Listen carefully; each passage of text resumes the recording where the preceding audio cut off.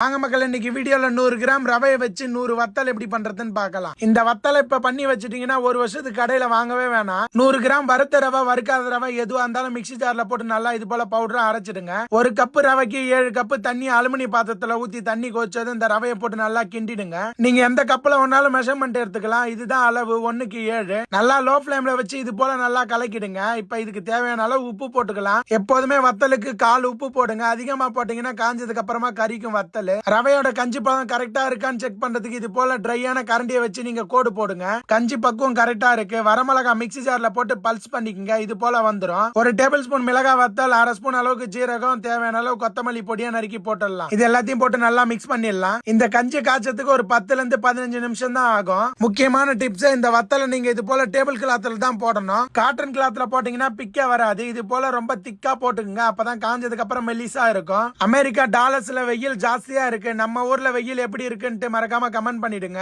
2 நாள் நல்லா வத்தலை காய வச்சாச்சு. இப்ப பாருங்க நல்லா கிறிஸ்பியா இருக்குது. இப்ப இந்த வத்தலை எடுத்து நல்லா சூடான எண்ணெயில போட்டு பொரிச்சு எடுத்துடலாம். அந்த காலத்துல நம்ம வீட்டுல இருக்கிற பொண்ணுங்களை கல்யாணம் பண்ணி கொடுத்ததுக்கு அப்புறம் வருஷம் இது போல வத்தலை பண்ணி கொடுப்பாங்க.